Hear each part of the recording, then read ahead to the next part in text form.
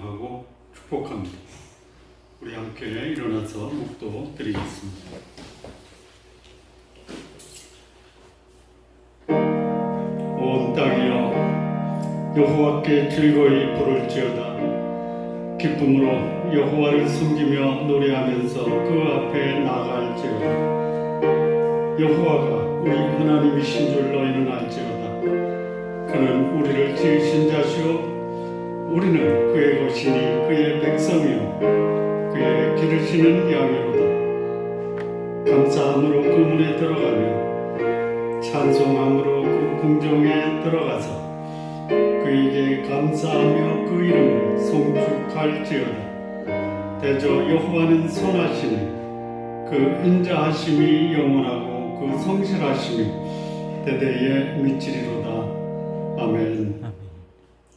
찬양 드리겠습니다. 새 찬송가 93장, 통일 찬송가 93장, 예수는 나의 힘이요.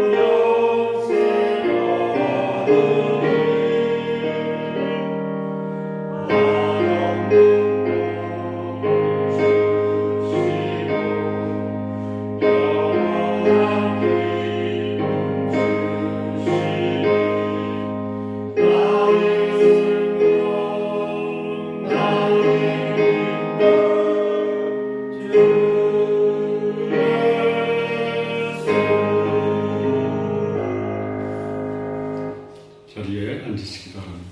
우리 함께 기도드리겠습니다. 공동의 기도를 드릴 후에 최정희 간사님 기도 인도해 주시겠습니다. 오늘 우리는 예수님께서 가르쳐 주신 기도의 모본을 따라 함께 기도 드리겠습니다.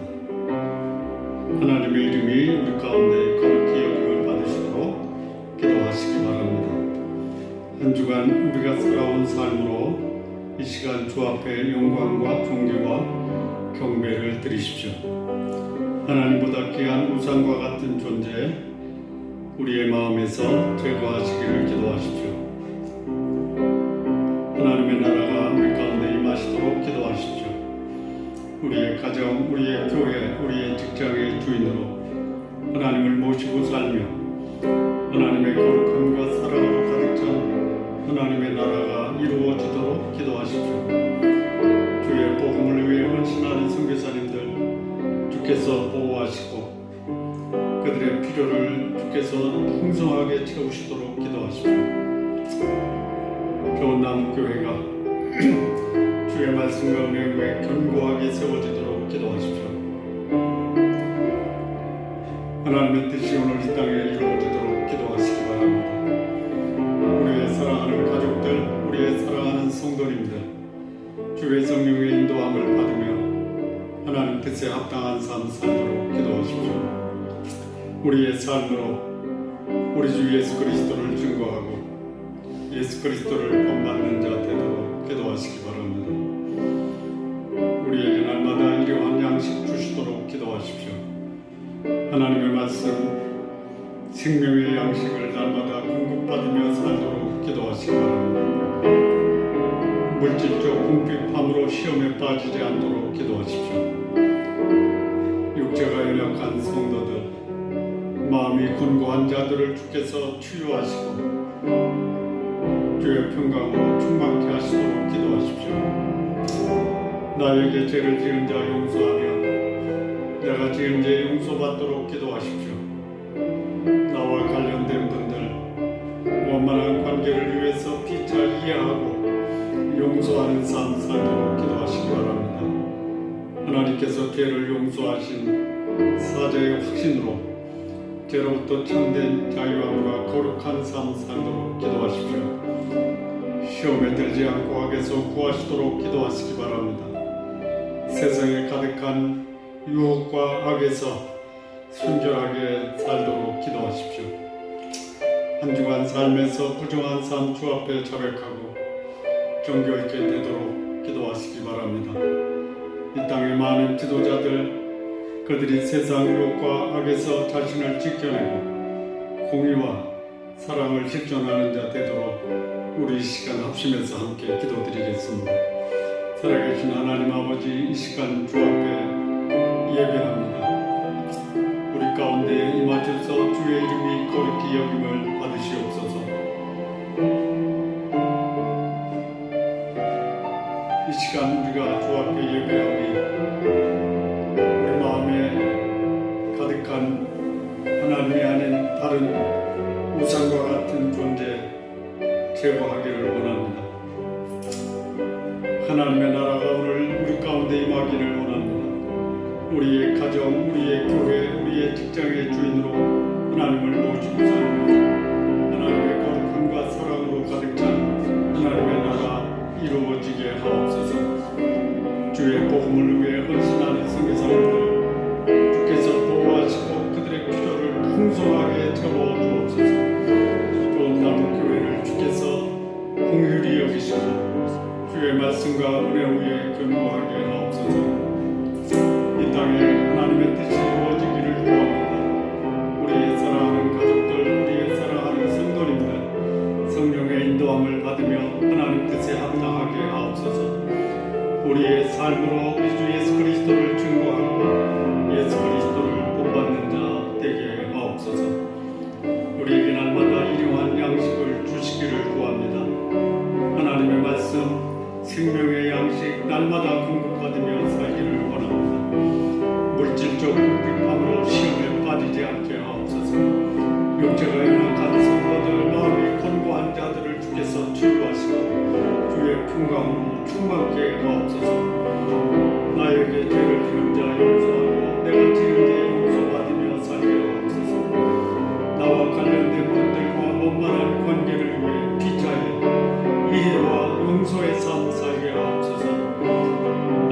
주께서 죄를 용서하신 성령의 부지로 죄로부터 참된 자유함과 거룩한 삶 살게 하옵소서. 시험에 들지 않고 악에서 구하시기를 원합니다. 세상에 가득 찬 유혹과 악에서 거룩함을 지키며 순결하게 하옵소서.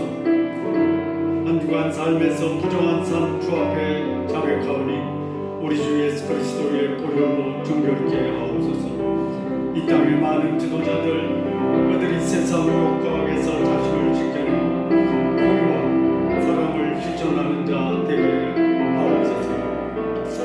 최정희 자매님 기도 인도해 주시겠습니다. 하나님 아버지께 경배와 찬양과 감사 올립니다. 예수 그리스도를 이 땅에 보내셔서 그리스도를 믿음으로 말미암아 영생을 얻고 더 풍성한 삶을 주시니 감사합니다. 하나님 아버지의 뜻은 선하시고 기뻐하시고 온전하시니 나의 뜻과 계획이 아니라 하나님께 맡김으로 놀라운 하나님의 역사하심을 경험케 하시고 우리의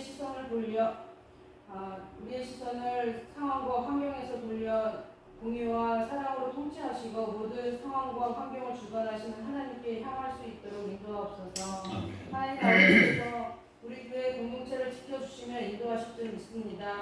어제 어머니를 천국에 보내신 박영근 하주여 집사님 가정에 천국 소망으로 유로하여 주옵소서. 육체적으로 고통받고 있는 지체들이 있사오니 치유하여 주시고 경제적으로 정서적으로 힘든 지체들에게 하나님의 공급하심과 평안함을 주옵소서. 코로나 상황이 빨리 끝나서 교회에서 다시 모여 예배드릴 수 있도록 하옵시고 우리 다음 세대 아이들이 주님을 인격적으로 만나고 주님을 모시며 살아갈 수 있도록 인도하옵소서.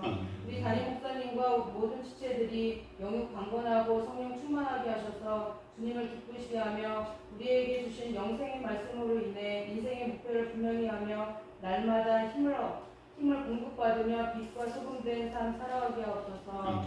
우리의 구주여 주님 되신 예수 그리스도의 이름으로 기도했습니다. 아멘. 하늘에 계신 우리 아버지여 이름이 거룩히 여김을 받으시오며 나라가 임하옵시며 뜻이 하늘에서 이루어진 것 같이 땅에서도 이루어지리이다. 오늘날 우리에게 일용할 양식을 주옵시고 우리가 우리에게 죄 지은 자를 사하여 준 것 같이 우리 죄를 사하여 주옵시고 우리를 시험에 들게 하지 마옵시며 다만 악에서 구하옵소서.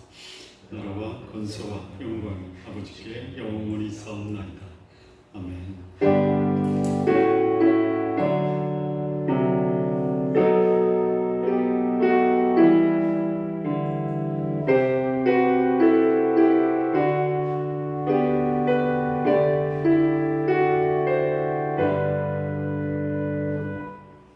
오늘 우리 함께 나눌 말씀입니다. 마태복음 20장입니다.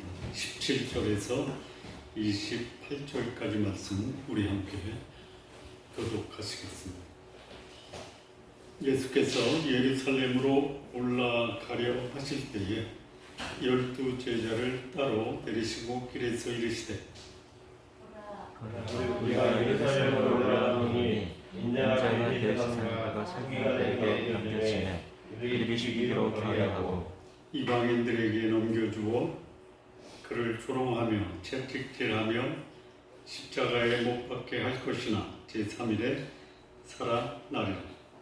그때 세례의 아버지가 그 아이를 데리고 예수께 와서 전하며 무엇을 구하니 예수께서 이르시되 무엇을 원하느냐 이르되 나의 이 두 아들을 주의 나라에서 하나는 주의 우편에 하나는 주의 좌편에 앉게 명하소서. 예수께서 대답하여 이르시되 너희는 너희가 구한 것을 알지 못하는도다. 내가 마시려는 너희가 마실 수 있느냐? 그들이 말할 수 있나이다. 이르시되 너희가 과연 내 잔을 마시려니와 내 좌우편에 앉는 것은 내가 주는 것이 아니라 내 아버지께서 누구를 위하여 예비하셨든지 그들이 얻을 것이니라. 열 제자가 듣고 그 형제에 대하여 흥미를 여기거늘 예수께서 제자들을 불러다가 이르시되 이방인의 집권자들이 그들을 임의로 주관하고 그 고관들이 그들에게 권세를 부리는 줄을 너희가 알거니와 너희 중에는 그렇지 않아야 하니 너희 중에 누구든지 크고자 하는 자는 너희를 숨기는 자가 되고 너희 중에 누구든지 으뜸이 되고자 하는 자는 너희의 종이 되어야 하리라. 문제가 그것은 성경을 받으려 하는 자 너를 섬기려 하고 자기 목숨을 많은 사람에 대해서 물러주려 함이라. 아멘. 기도하시겠습니다. 하나님 아버지, 오늘 주의 말씀을 통해서 우리를 주 앞에 성찰하고 주의 뜻에 순종하는 하나님의 백성들 모두 되게 하여 주옵소서. 예수님의 이름으로 기도합니다. 아멘. 지금 예수님이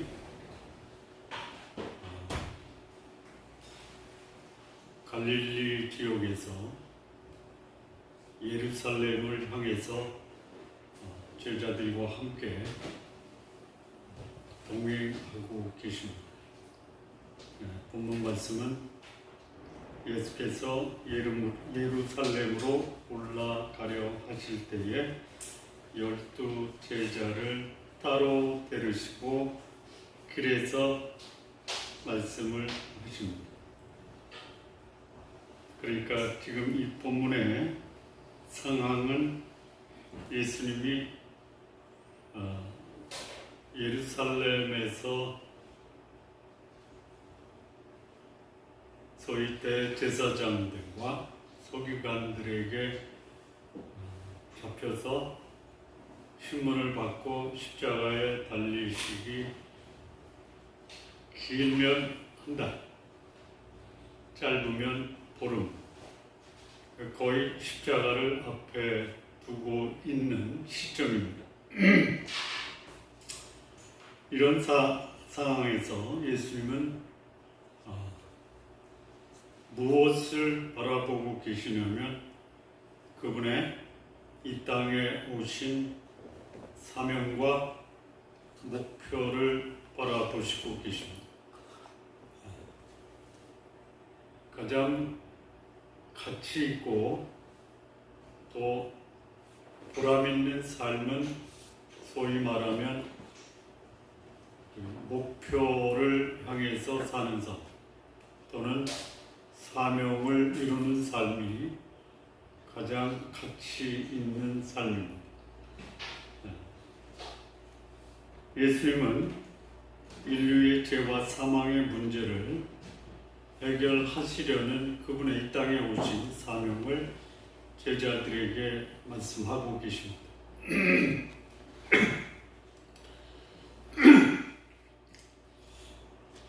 제자들은 예수님이 이 땅에 오신 목표가 사명이 십자가에 죽으시는 거군요.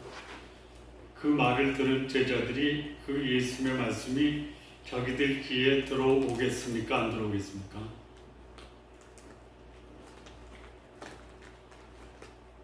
들어올 것 같아요? 안 들어올 것 같아요? 안 들어와요. 예수님이 우리 승교사님한테 예수님의 사명을 말씀하면 안 들어와요? 들어와요? 제자들은 안 들어와요. 우리 강성 교사님은 제자들보다 얼마나 하나님을 기뻐하시는 삶을 사시겠어요? 안 들어와요? 제자들에게는 안 들어와요. 그 말을 하니까 전에는 베드로가 뭐라고 그랬어요? 아니 되옵니다 그랬죠. 그 말을 못하는 거예요. 왜 그랬죠? 예수님이 자기를 사단이라고 책망했으니까. 근데 그때 한 여인이 등장을 합니다. 갈릴리에서 예루살렘으로 가는 도중에 제자들의 한 어머니가 그 대열에 같이 동행했던 것으로 보여요. 그냥 갑자기 태어난 게 아니고 이제 예루살렘에 가까워가는데 이게 어디쯤 되냐면요. 소위 우리 지난주에 요단 지경을 통과하잖아요. 요단 지경을 통과하면은 어디냐면 여리고예요. 아직 여리고가 아닙니다. 다음 주에 여리고가 나옵니다. 그러니까 여리고에 입성하기 전에 여리고에서 누구를 만나죠? 소경을 만나고 사개오를 만나요. 그러니까 여리고에 들어가기 전에 길에서 예수님은 자기가 예루살렘에 가는데 소위 제자들도 내가 왜 예루살렘에 가는지는 알아야 될 거 아니에요. 그래서 앞으로의 예수님이 당할 일에 대해서 스케줄에 대해서 미리 브리핑을 하는 겁니다. 그러니까 예수님의 삶을 함께 공유하고자 제자들에게 예루살렘에서 대제사장과 서기관들에게 고난을 받고 죽임당한 후에 3일 만에 살아나실 것을 말씀하십니다. 제자들을 보면요, 전혀 예수님이 하신 말씀에 반응을 안 보여요. 그리고 한 여인이, 그 여인이 누구냐면 예수님의 제자 중에 형제가 있어요. 베드로와 안드레도 형제고 요한과 야고보도 형제예요. 요한과 야고보의 어머니가 느닷없이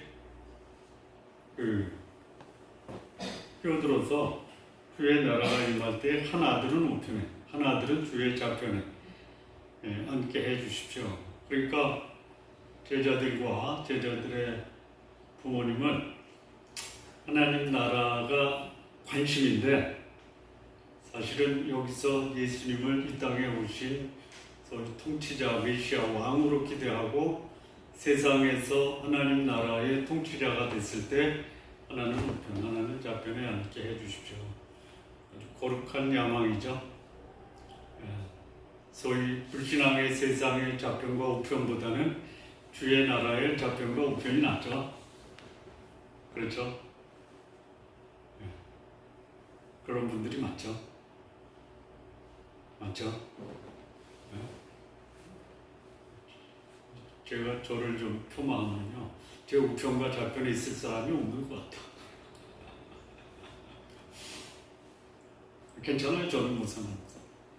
근데 예수님 정도면은 좌편과 우편에 앉고 싶을 사람이 있을까요? 그러니까 이 땅에서 어떤 지위와 명예나 어떤 특권을 제자들의 어머니가 예수님께 요청해요. 그러니까 세상에서 크고 높은 자가 되고 싶다라는 거,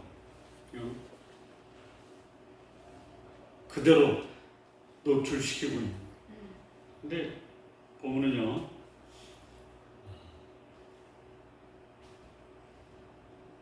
이렇게 말씀드리면 조금 과하다라고 생각하는 분도 있을 수 있는데요.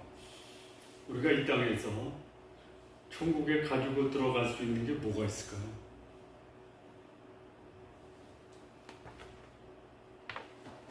과하다라고 생각할 수 있다라는 것은 가지고 갈 수 없다. 없어요. 사람들이 목숨을 걸고 인생을 걸고 추구하는 것 중에 천국에 가지고 들어갈 것이 뭐가 있을까요? 최선을 다해서 그 열매로 누리는 것은 귀하고 복된 일입니다. 근데 그것이 천국까지 가지고 갈 수 있는 그런 영원한 가치가 있는 것이 무엇이 있겠느냐, 이거를 내가 이 땅에서 노력하고 최선을 다해서 얻은 것으로 이 땅의 삶을 풍요롭게 사는 것, 그것이 내가 최선을 다하는 목적이라면 때로는 그 최선을 다해서 얻은 결과가 천국에는 가지고 갈 수 없을 수도 있다라는 것이에요. 여쭤보겠습니다. 제가 직장생활 은퇴 후에 하나님 나라의 사역을 위해서 그나마 제 가지고 있는 시간의 상당수를 여기에 헌신을 했죠. 그렇죠? 말씀 연구하고 기도하고 교제하고. 이거 천국에 가지고 들어갈 수 있을 거라고 생각하십니까? 여쭤보는 거예요. 아니, 생각해 보세요. 내가 말씀을 공부하고 이거를 잘 가공을 하고 말씀을 전한 거, 이거 가지고 들어갈 수 있을까요, 없을까요? 저는 가지고 갈 게 없다라고 생각해요.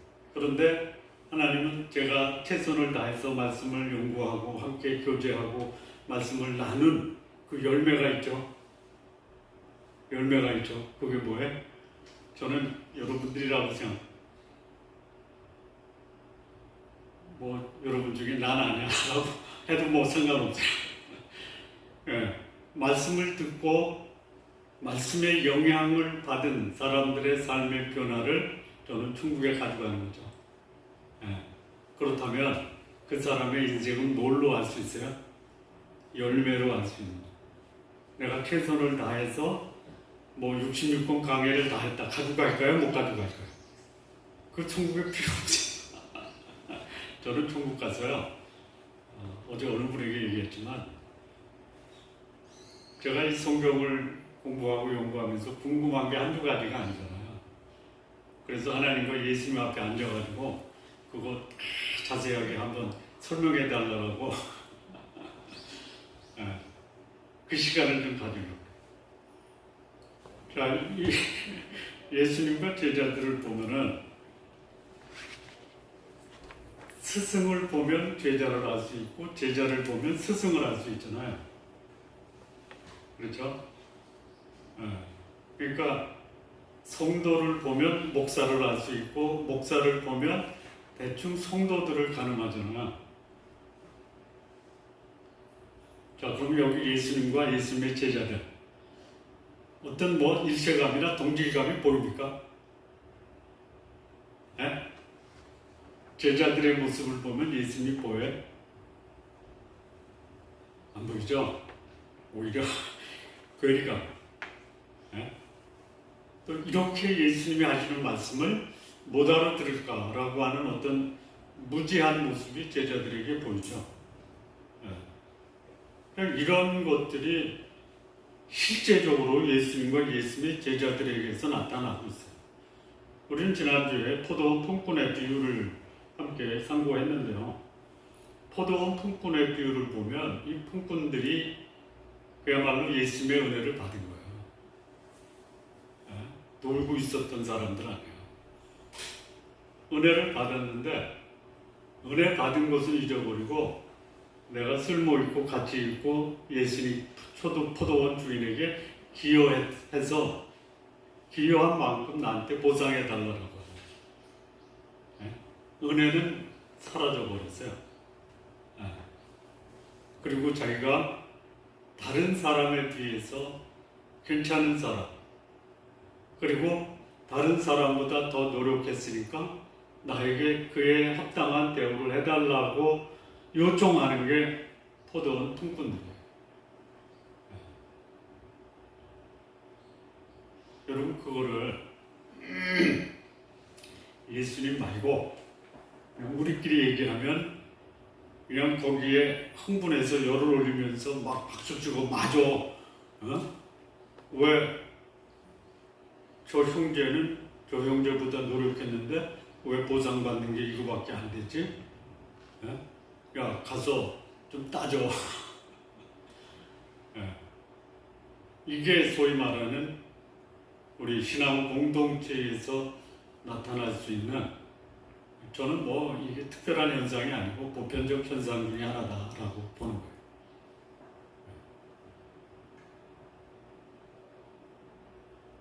예수님은 모든 사람에게 은혜와 자비를 베푸시고 공유를 베푸세요.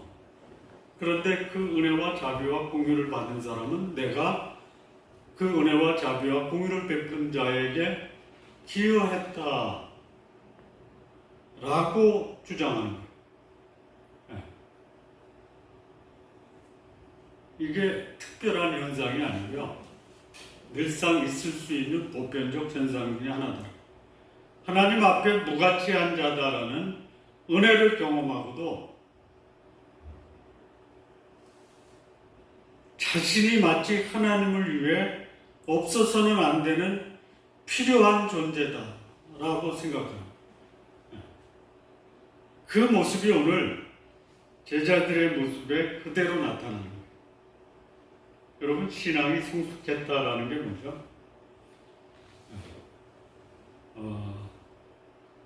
이런 오해가 있을 수 있어요. 자신이 세운 목표, 본인의 꿈,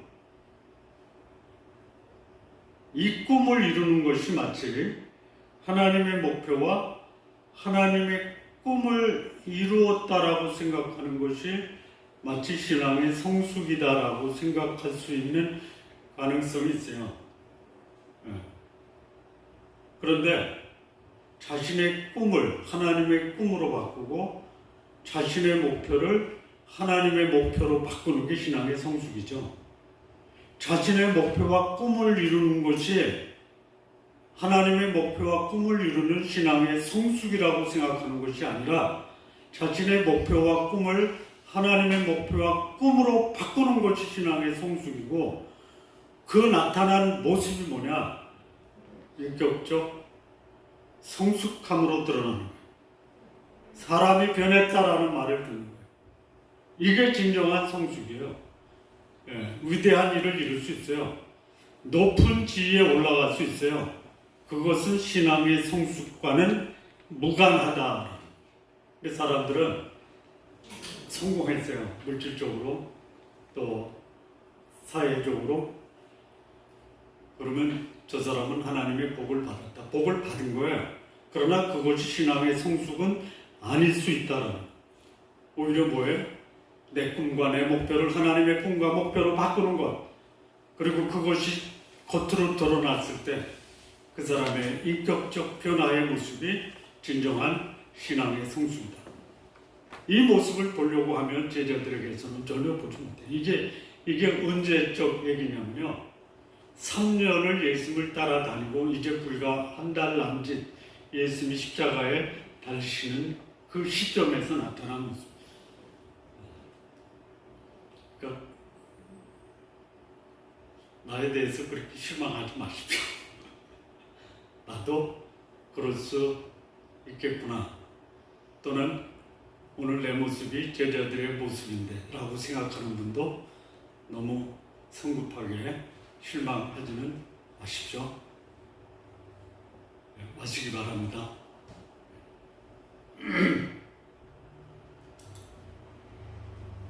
그 평생에 내 개인적 목표를 이루기 위해서 살고 그 꿈을 이룬 사람이 세상적 지위나 소유를 얻었다라는 것, 그것이 영적인 성숙이다라고 말하는 것은 다소 하나님의 뜻과는 거리가 있다. 자신에게는 복이 되고 영광이 될 수 있어요. 그래서 그것을 영적 성숙이라고 말하지 말고 그냥 내 개인적인 목표와 꿈이 이루어진 것이다, 이렇게 한계를 정하는 것이 낫다. 자, 오늘 이 예수님을 따랐던 제자들, 또 이 제자들의 부모, 그들이 관심을 가졌던 것은 세상적 지위와 특권입니다. 예수님을 위해서 무엇을 했다라고 자랑하려는 것이 제자들의 모습이라면, 예수님은 그런 제자를 사용해서 하나님의 나라를 이루시겠다라는, 세상적 욕망에 사로잡힌 제자들이 거룩한 하나님의 나라를 위한 유일한 하나님의 도구였다라는 것이 놀라운 것입니다. 자, 오늘 이 예수님을 따르는 제자들, 그의 부모의 관심과 기대와 예수님이 보여주신 예수님의 관심에 어떤 차이가 있고 이 차이는 어떻게 극복할 수 있는가가 오늘 본문이 우리에게 주는 메시지입니다. 자, 첫 번째 예수님의 관심을 보면요, 17절에서 19절 보면요, 19절을 보시면요, 18절 후반부부터 대제사장들과 서기관들에게 넘겨주매 그들이 죽이기로 결의하고 이방인들에게 넘겨주매 그들이 조롱하며 채찍질하며 십자가에 못 박게 할 것이나 제3일에 살아나리라. 이게 예수님의 관심입니다. 이 전부입니다. 소위 이 땅에 오신 사명과 목적, 인간을 대속하기 위한 죽음의 길을 가시는 것이 예수님의 관심입니다. 자, 이 예수님의 이 소위 사명과 목적 언제 정해졌죠? 언제? 예수님이 오셔서 30살이 돼가지고 내가 왜 이 땅에 왔지? 고민하다가 죽으러 왔구나 라고 30세에 아셨습니까? 언제 아셨어요? 언제 아셨어요? 이보다는 훨씬 빨리 아셨어요. 근데 그 훨씬이 어느 정도예요?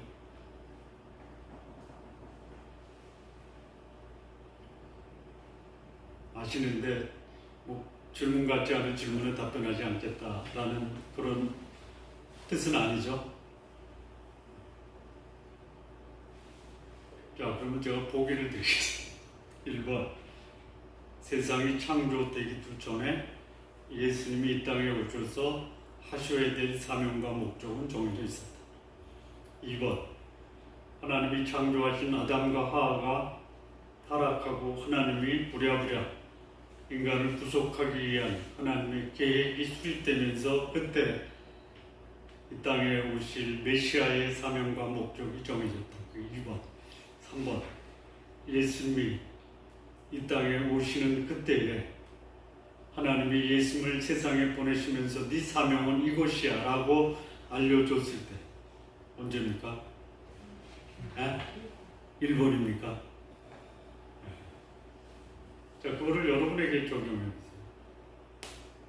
내가 이 땅에 온 이유와 목적은 언제 결정되었다? 언제? 창세 전에.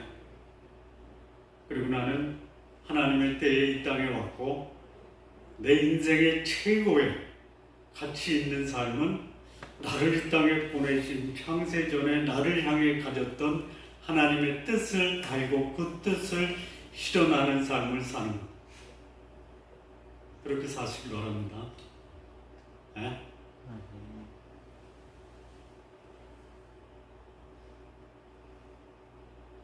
그 뜻은 창세 전에 있었지만 창세 전에 그리스도 안에서 우리를 택하셨잖아요. 그리고 우리로 거룩하고 흠이 없게 사시려고 우리를 하나님의 아들로 부르셨잖아요. 창세 전에.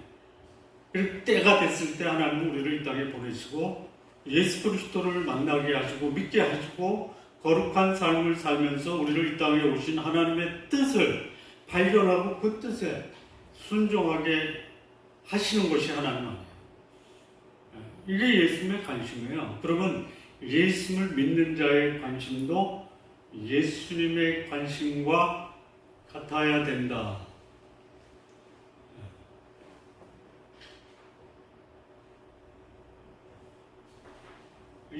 참 많은 하나님의 사람들이 시작은 하나님 뜻에 순종하겠습니다. 저를 향한 당신의 뜻은 이겁니다 해서 헌신하다가 중간에 변질되는 경우가 많죠. 아니면 변질된 인생을 살다가 이게 아니로구나 해서 하나님 뜻 앞에 전적으로 순종하는 사람이 있죠. 그양의 둘 중에 하나라고 한다면 헌신했다가 변질될래? 아니면 변질된 삶을 살다가 하나님 뜻에 헌신하는 둘 중에 둘 중에 하나밖에 없다라고 하면 어떻게 하십니까? 그러니까 여러분들에게 선택하라고 하지 않고 그 둘 중에 하나를 살고 있는 사람들의 모습을 봤을 때 그래도 저 사람이 그나마 낫다. 누구예요?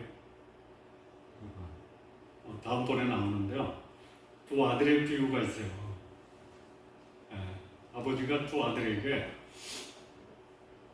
농장에 가서 일하라고 보내요. 큰 아들은 알겠습니다 하고 가다가 빠지죠. 근데 둘째 아들은 거절하죠. 그러다가 회개하고 아버지 뜻에 순종하죠. 이거는 성경의 예화가 아니라 역사 속에서 하나님의 사람이라고 하는 사람들의 삶에서 나타나는 전형적인 자, 둘 중에 하나라면 여러분이 그거를 영국이나 영화로 본다라고 할 때 누구에게 더 점수를 주시겠어요? 큰아들, 둘째 아들. 둘째 아들이죠. 근데 저는 또 있을 거라고 봐요. 처음부터 순종해서 마지막까지 순종. 그런 사람들이 거의 없어요. 없다라고 말씀드리는 거는 이 요한과 야고보를 보시고요. 베드로를 보세요. 다들 마지막에 순종하잖아요. 그렇게 하십시오. 예수님의 목적은 창세로부터 그 뜻을 이루기 위해서 오신 거예요. 일관적으로 그 삶을 사셨어요. 우리가 그렇게 못 사는 것은 우리는 예수님이 아니잖아요.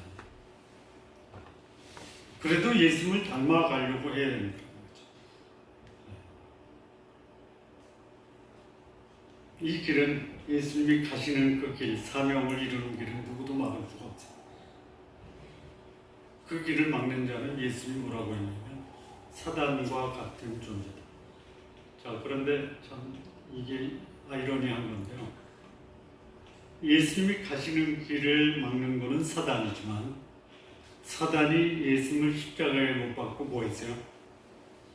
잔치를 벌이죠. 네? 환호를 하죠. 그게 뭐예요? 사단의 지식의 한계다라는 거죠. 죽음을 통해서 하나님의 뜻이 실현된다라는 것을 사단은 내가 하나님을 이겼다라고 착각한 거예요. 여러분, 죽음으로 승리할 수 있죠. 삶으로 패배할 수 있죠. 너무 선동하는 것 같아. 네? 여러분 앞에 생명을 보존함으로 패배적인 인생을 사시는 것과 죽음을 당당히 받아들임으로 승리해 사는 삶이 여러분 앞에 있다. 선동이 아닙니다. 내 생명의 가치를 가장 가치 있게 하나님 앞에 인정받을 수 있는 길이 뭐냐라고 할 때 이 두 길이 있다면 목숨을 버림으로 승리하는 삶을 사셨으면 좋겠어요. 그래도 우리가 기대하는 인간적인 차원에서 제일 기대하는 것은 목숨도 지키고 승리도 하시고 하나님마다 하시겠어요? 다윗의 인생을 평가하면 참 우여곡절이 많았잖아요. 근데 그 인생을 역대상 28장에 보면 그는 나이 많아 늙도록 부유하고 존귀하다가 열조에게 돌아갔다. 네? 나이 많아. 사실 그렇게 많지 않아요. 다윗이 몇 세에 떠났죠? 몇 세에? 70세. 30에 왕에 오르고 40년을 살다가 70의 세상을 떠나. 근데 그것을 가지고 성경 기자는 나이 많아 늙도록 부유하고 존귀하다가 열조에게 돌아갔다. 저도 그러면 나이 많아 늙도록 남은 기간이 5년 남았습니다. 그러니까 제가 혹 하나님의 부르심을 받아 70의 세상을 떠나면요, 여러분은 이렇게 불러주십시오. 김 목사, 나이 많아 늙도록 살다가 하나님의 부르심을 받아서 이렇게 평가해 주십시오. 그러면 이제 동네 어른들이 뭐라 그래요? 이렇게 젊은 나이에 갔지.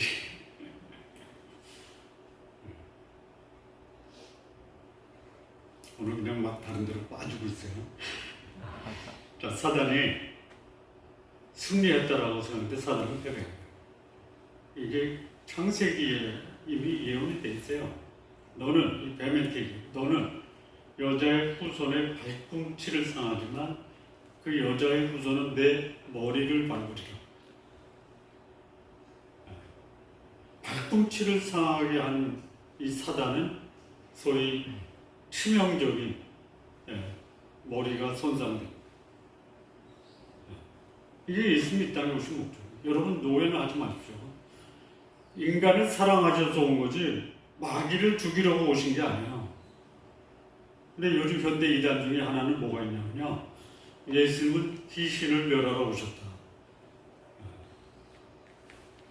귀신도 멸하시는 능력이 있으신 분이에요. 그러나 예수님이 이 땅에 오신 목적은 귀신 멸하러 온 게 아니에요. 누구예요? 사람이에요. 사람. 자신의 생명을 주고도 지키기를 원하고 보존하기를 원하고 구원하기를 원했던 그 대상이 누구냐? 사람이에요.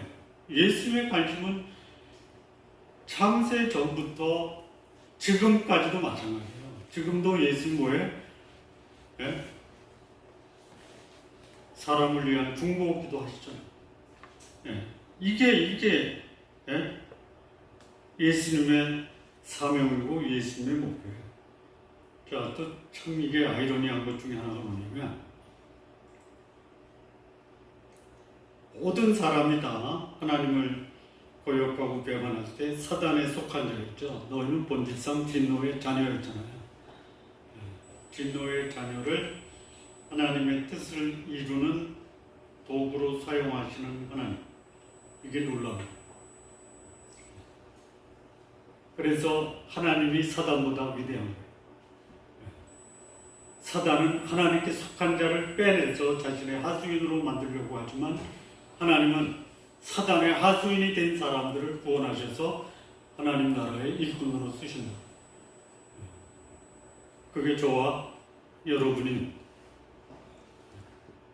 얼마나 우리가 하나님 앞에 존귀한 사람인지, 이게 예수님의 관심이고, 그 뜻에 순종하는 자가 예수님의 뜻을 이 땅에서 이루어갈 수 있는 예수님의 제자의 삶입니다. 자, 이에 반해서 이 제자들의 관심, 20절에서 25절 보면요, 21절만 보고 있습니다. 이 제자들의 어머니입니다. 세베대의 아들의 어머니. 세베대의 아들은 누구냐면 요한과 야고보입니다. 예수께서 이르시되 무엇을 원하느냐 이르되 나의 이 두 아들을 주의 나라에서 하나는 주의 우편에 하나는 주의 좌편에 앉게 명하소서. 그랬더니 이제 다른 복음서에서는요, 이 어머니의 말을 듣고 요한과 야고보가 거기에 맞장구를 칩니다. 어머니 말씀처럼 저는 우편에, 내 동생은 좌편에 좀 앉게 해주십시오. 그러니까 이 제자들의 관심은 단편적으로 보면요, 뭡니까? 세상에 하나님의 통치가 이루어질 때 하나는 우편에, 하나는 좌편에. 그러니까 하나님 나라를 뭘로 이해한 거예요? 세상 나라로 이해한 거예요. 그래서 거기서 큰 자로 세워주십시오. 이게 소위 제자들의 부모와 제자들의 전형적인 모습이에요. 왜 제자들이라고 하냐면요, 요한과 야고보만 그런 게 아니에요. 그랬더니 여기 뭐라고 하냐면요, 24절이요. 두 제자 말고 나머지 10제자 있죠? 10제자가 그 말을 들어요. 그리고 두 형제에 대해서 분이 여긴다. 이 분이 여긴다라는 게 어떤 뜻이에요? 이 속에서요, 불이 나는 거예요, 불이. 그 얼굴이 붉게가지고, 이 두 제자를 향해서, 그야말로 그 분노를 터뜨리는. 왜 그러겠어요? 왜 그러겠어요? 자, 이거 보기를 드려야죠. 우리는 안 그랬는데 네가 어떻게 그럴 수가 있어? 1번 2번 나도 갖고 있는데 네가 먼저 터뜨려? 3번 감추어준 것이 드러나서 아닌 척 하려고. 3번 어떤 거예요? 2번과 3번이다. 여러분 자기 속에 있는 감추어진 잘못이 드러나면 다른 사람이 자기가 하고자 하는 잘못이 드러나면 거기다 대놓고 소리 지르죠. 에? 당해보셨죠?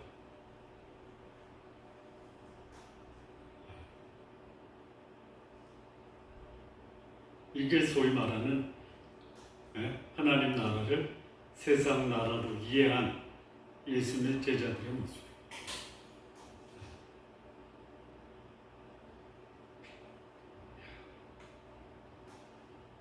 우리 지난 시간에 포도원 품꾼에서 소위 예수님과 흥정하죠. 주인하고 흥정하죠. 흥정이 아니라 은혜, 제자로 택함 받은 게 은혜죠. 내가 쓸모 있어서 내가 일한 것 보상 받으려고 제자들은 하는데 예수 뭐라고 해? 너 아무 쓸모도 없었어. 여기 이제 이 제자들이 두 제자가 하니까 10제자가 분을 했잖아요. 경쟁을 하는 거예요. 제자들의 의식은 무슨 의식으로 바뀌어야 돼? 경쟁 의식이 아니라 어떤 의식이에요? 성경입니다. 주인에게는 어떤 의식을 가져야 돼요? 주인에게 보상해달라고 하는 게 아니죠. 오히려 이 주인의 뭐가 돼야 돼요? 종이 돼야 돼요. 근데 이 제자들은 포도원 품꾼에 들어온 품꾼들과 똑같아요. 나 경쟁력 있다. 내가 너보다 낫다. 나는 종이 아니다. 뭐 이런 거. 그래서 역사는 하나님 앞에 심판과 형벌을 면할 수가 없었다. 지금도 마찬가지다. 하나님의 심판의 대상은요, 불신자를 향한 심판이 있어요. 이거 피할 수가 없어요. 그런데 하나님의 나라에 속한 자들이 하나님 뜻을 불순종할 때 그에 대한 형벌도 불신자를 향한 형벌과 거의 유사하다. 역사가 증언하고 있어요. 역사가. 자, 그러면 말씀 나온 거예요. 헌신하면은 하나님 뜻에 순종하면 평탄합니까? 아니죠. 어쩌면 그래서일지도 몰라요. 순종해도 평탄치 않은데 내 마음대로 살지. 그래서 당하는 하나님의 심판도 순종함으로 세상에서 당하는 그런 고통과 유사하다면 형태가 본질은 달라도. 그래서 하나님 말씀에 순종 안 하고 자기 멋대로 살다가 하나님의 심판을 받는 하나님의 사람도 없잖아 있다.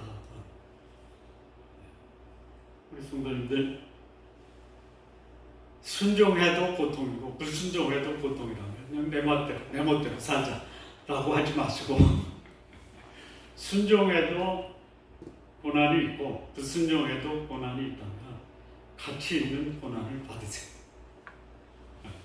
여러분, 그냥 피근한 여러분, 독립운동했던 독립운동가들이 그야말로 국가의 독립을 위해서 그야말로 아주 고귀한 헌신, 희생을 했잖아요. 근데 그때에 그들을 잡으러 다니는 매국노가 있었죠. 그들의 말로도 별로 안 좋죠. 역사적 평가를 받으시기 바랍니다. 우리의 역사를 평가하실 분은 하나님. 그러니까 예수를 믿고 따르는 이유, 개인적 명예, 사회적 지위 있을 수 있어요. 괜찮아요. 그런데 그것이 전부다라고 할 때는 문제가 생길 수 있어요. 오히려 하나님이 나에게 주신 은사와 재능을 가지고 사회에 하나님 나라를 위한 영향력을 행사하기 위한 그런 거룩한 목표로 최선을 다해서 얻은 지위와 명예와 부유를 그렇게 하나님 나라를 쓸 수 있다면 이거는 그 드린 헌신으로 맺은 열매를 우리는 천국의 가족으로 들어갈 것입니다.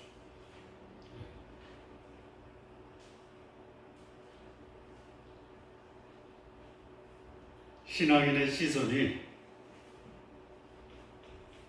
세상에서 하나님 나라로 돌려지고 오히려 세상의 명예와 지위를 위해서 하나님 나라에 헌신했다라는 말은 안 했으면 좋겠다. 자, 세 번째, 예수님의 역설적 교훈이 있는데요. 26절에서 28절. 참, 이게 저는 예수님이 제자들에게 하신 가장 위대한 교훈 중에 하나가 아니겠느냐 라는 생각이 듭니다. 너희 중에 누구든지 크고자 하는 자는 너희를 섬기는 자가 되고 너희 중에 누구든지 으뜸이 되고자 하는 자는 너희의 종이 되어야 하리라. 그 모본을 예수님이 인자에 온 것은 섬김을 받으려 함이 아니라 도리어 섬기려 하고 자기 목숨을 많은 사람의 대성물로 주려 합니다. 예수님의 역설적 교훈이 뭐냐? 으뜸이 되고자 하느냐? 섬김을 받고자 하느냐? 그러면 섬기고 종이 되라.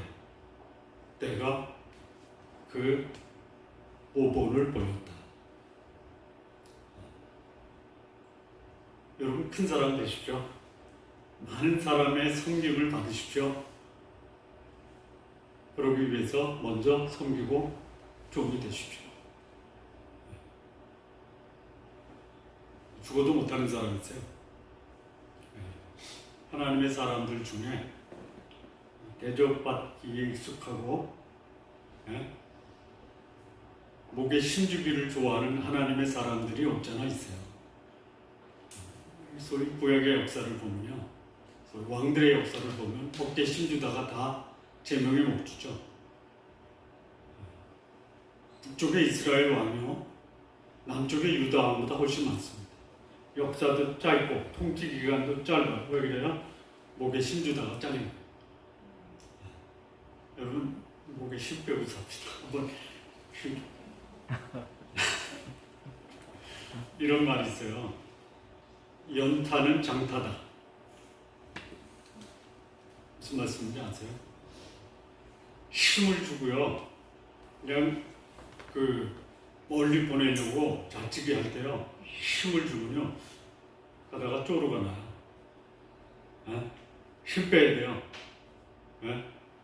우리 저기 서준혜님 집사님 힘 빼세요. 힘 빼고 가야 돼요. 장타의 비결 중에 하나가 뭐냐면 고개 숙이는 거예요. 고개 들면 어떻게 돼요? 예수님이 그거 가르치신 거예요. 종이 되고 섬기면 으뜸이 되고 섬김을 받는다. 그거 근거를 주세요. 그랬더니 내가 그러진 않아요. 하나님이 그러시오. 여러분의 모습에서 하나님의 모습이 보여지기를 바랍니다. 내일 좀 보여주세요. 뭘 보여주냐면 고개 숙이고 힘 빼는 걸 보여달라고 하는.